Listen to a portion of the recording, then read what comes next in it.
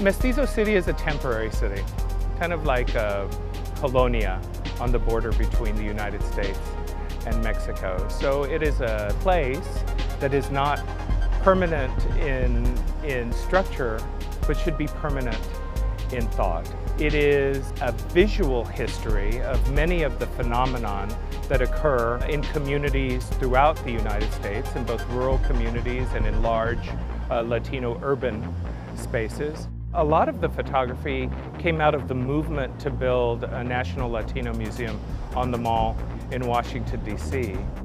The centerpiece of the exhibition is this modernist cube built out of these jarritos sodas, which are a part of the popular culture of Mexico for sure, and Latinos in the United States.